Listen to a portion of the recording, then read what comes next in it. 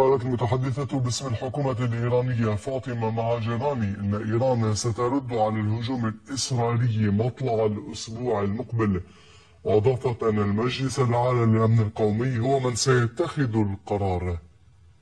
حق الدفاع محفوظ لإيران، وسيتلقى الكيان الصهيوني الرد المناسب، وسيتخذ المجلس الأعلى للأمن القومي القرار بخصوص كيفية الرد.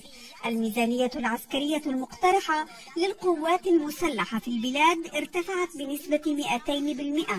نأمل أن تسد احتياجات البلاد أمنيا وعسكريا. قال مساعد قائد الحرس الثوري الإيراني العميد محمد رضا نقدي أن إسرائيل ستتلقى ضربات أقصى في الأيام المقبلة، وأن محور المقاومة سيفاجئ الاحتلال بتحركات جديدة.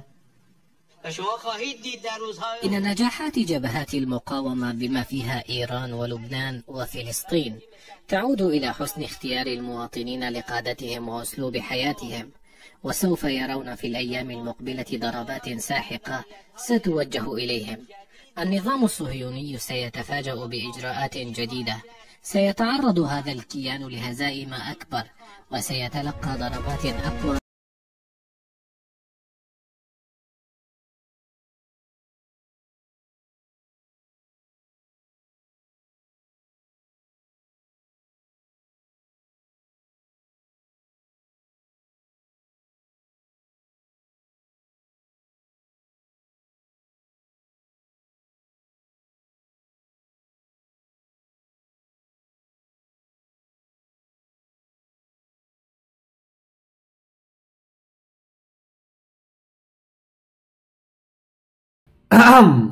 Bismillahirrahmanirrahim. Allahumma sholli ala sayyidina Muhammad wa ala alihi wa sahbihi ajmain, amma ba'du.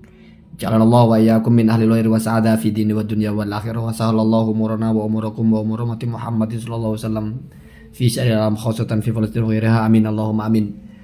Ini layak untuk kita nantikan, tetapi ada beberapa hal yang ingin saya sampaikan. Yang pertama adalah ternyata juru bicara negara Iran itu adalah seorang perempuan. Oh, berarti di sana itu kesetaraan gender itu sangat dijunjung tinggi. Karena biasanya orang mengenal negara dengan ciri-ciri begitu itu diskriminasi sekali dengan perempuan. Tetapi ini kita lihat juru bicaranya adalah perempuan.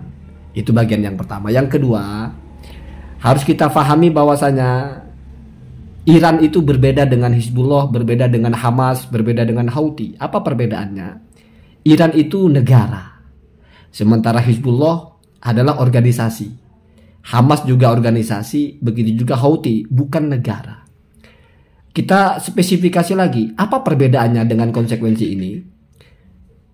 Perang yang dilakukan misalnya antara Hizbullah dengan Israel itu berarti negara melawan organisasi. Namun ada yang perlu diingat, bahwasanya saya disclaimer dulu. Ketika misalnya nanti di sini saya sebut Israel sebagai negara, bukan berarti saya tidak mengikuti keputusan negara kita Indonesia bahwa tidak mengakui Israel sebagai negara. Tetapi di sini ketika saya sebut Israel sebagai negara adalah wujudnya memang seperti negara. Jadi dia itu ada sumber dayanya, ada pemerintahannya, ada kementeriannya, ada anggarannya. Jadi di situ ya.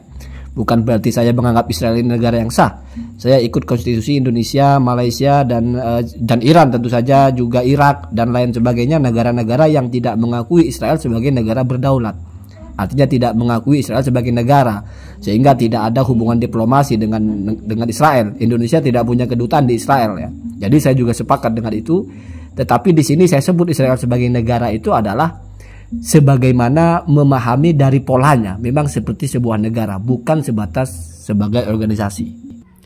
Israel itu menyerang dan melindungi atas nama negaranya, dan semua pembiayaan itu diambil dari APBN negaranya. Sementara seperti Hizbullah di Lebanon itu nggak ditanggung negara Lebanon, itu Hizbullah sendiri pendananya. Begitu juga Hamas, begitu juga misalnya Houthi. Semuanya itu bukan atas nama negara, tetapi atas nama teritorial yang mereka lindungi atau atas nama spirit yang ingin mereka junjung. Sementara Iran ini atas nama negara. Kenapa disebut atas nama negara? Kita perhatikan ada dua hal yang disampaikan oleh perempuan ini, ya, Fatimah Al-Hijrani ini. Yang pertama adalah beliau statusnya sebagai juru bicara negara Iran.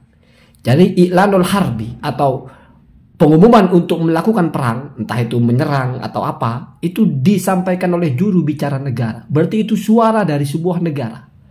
Bukan suara dari sebuah organisasi, tapi dari sebuah negara. Itu yang pertama. Yang kedua, kalau Anda perhatikan tadi beliau juga menyampaikan bahwa anggaran untuk militer naik 200%. Artinya apa? Berarti itu semua dibiayai oleh negaranya. Kalau dibiayai oleh negara, berarti itu disupport oleh negaranya. Nah, ini berarti apple to apple. Ini perang yang ideal. Negara melawan negara. Israel versus Iran. Dan ini layak kita nantikan. Sekuat apa Iran itu menunjukkan pesonanya ya, untuk membungkam atau untuk menyerang atau untuk memberikan pelajaran kepada Israel. Karena kalau kita perhatikan narasinya itu tajam sekali ya. Nanti Israel ini akan dapat kejutan-kejutan ya dalam pekan-pekan ini. Walaupun kalau kita lihat sepertinya Iran juga merilis spesifikasi dari senjata yang akan diluncurkan. Wah, kayaknya kalau itu wallahu alam ya, mungkin strategi yang mana ada orang mau perang dikasih tahu mau pakai apa, Pak. Ya, atau jangan-jangan mengelabui saja ya. Kami serang dia pakai pisau saja. Nanti yang datang bukan pisau ya, tapi samurai. Atau misalnya begitu, tapi itu tidak penting juga ya. Ada yang lebih menarik dari semua ini. Kita tahunya umat Islam itu tertinggal lah bahasanya ya. Orang paling kaya, paling canggih, orang paling apa itu semuanya kalau kita lihat sekarang ini bukan orang Islam. Kita lihat kecanggihan dalam kedokteran, kecanggihan dalam kiblat pendidikan, kiblat kedokteran, kiblat apa teknologi, bahkan apa ya Elon Musk dan sebagainya itu bukan orang Islam. Jangankan atas nama negara, atas nama personalnya saja bukan orang Islam. Orang terkaya 1 sampai 10 juga di dunia juga nggak ada yang orang Islam. Ya mungkin ada ya. Tetapi di lini perang, nah ini lini perang, kita ini ngerasa jangan-jangan dalam perang itu, dalam kekuatan berperang, kecanggihan teknologi militer itu, jangan-jangan kita juga tidak tahu kalau ternyata ada dari kita itu yang, dari kita maksudnya saudara sesama muslim. Ya bagi saya mau Syiah, mau Sunni, mau Wahabi, mau apa, dia muslim, dia saudara kita. Nah, jangan-jangan ada yang punya kapasitas yang setidaknya seimbang dengan kekuatan non-muslim seperti Israel misalnya, atau bahkan Amerika. Artinya kita ya mendoakan ya. Bagaimanapun ini kan perang antara hak dan batil. Kecuali kalau masih menganggap wah Syiah itu juga kafir kok, bukan Islam, wah kacau itu. Itu harus segera diketok kepalanya ya. Ini jelas perang antara orang Islam dan bukan orang Islam. Nah begitu ya. Itu sudah bahasa paling aman. Perangnya ini adalah perang, dan ini bersenjata perangnya. Bukan perang seperti dulu. Sehingga perang ini bisa diliput, bisa disaksikan semua orang. Nanti kita akan lihat. Jangan-jangan saudara kita ini memang benar-benar sakti gitu. Kemarin kan baru kita lihat saudara kita ini apa namanya, menangkis ya. Bayangkan rudal-rudal jadi kayak petasan ya, kayak petasan banting meletup atau kayak kembang api. Bagaimana nanti serangannya Iran ini? Jangan-jangan oleh Israel bisa ditangkis. Tetapi ketika diserang oleh Hamas saja Israel kebobolan kan, apalagi oleh Iran ya. Bukan kita membanding-bandingkan, tapi kita tahu proporsionalnya. Hamas bukan atas nama negara, Iran atas nama negara. Stok pembiayaannya diambil dari negara. Negara itu Pak punya aset, punya pemasukan. Kalau organisasi ya mungkin dari donasi saja. Mungkin dia tidak punya aset, tidak punya badan usaha yang bisa menghasilkan. Tapi kalau negara Pak, semua negara itu mesti dia punya sumber daya alam, dia punya sumber daya yang menghasilkan. Bisa pajak, bisa minyak dan sebagainya. Dan itu tidak dimiliki oleh organisasi, dimilikinya oleh negara. Nah, jadi ini perang yang seimbang ya. Setidaknya Israel ini kalau ngelawan Hamas, ngelawan Hizbullah, keteteran lah bahasanya ya. Bagaimana ngelawan Iran ya, ngelawan negara lah ya. Dan satu lagi ya, kenapa Iran sampai turun tangan atas nama negara? Ya mungkin benar apa yang pernah dikatakan oleh oleh siapa itu ya, yang pernah di podcast Abi apa ya kalau nggak salah ya, Ahlul Bait Indonesia ya, Dr. Muhsin Labib kalau tidak salah namanya beliau begitu kan. Beliau mengatakan, saya tidak cari referensinya itu karena saya yakin beliau mengatakan hal yang benar, bahwasanya salah satu dari amanah konstitusi Republik Iran adalah menghapuskan Israel. Jadi di sini misinya dua.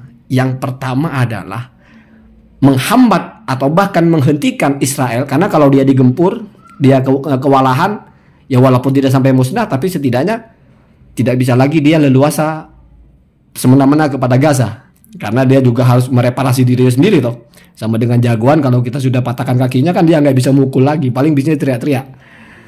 Atau bisa jadi ke arah yang lebih dahsyat, yaitu menuntaskan amanah konstitusinya, yaitu memusnahkan Israel. Karena menghapus Israel adalah amanah dari konstitusi Republik Islam Iran. Nah, itu yang disampaikan oleh siapa tadi namanya? Dr. Muhsin Labib. Nah, Dr. Muhsin Labib ini mungkin ya, saya husnudzon mungkin beliau ini kenal sekali tentang Iran. Ya wallahu alam apakah pernah di Iran atau tidak ya, wallahu alam ya. Allahumma dina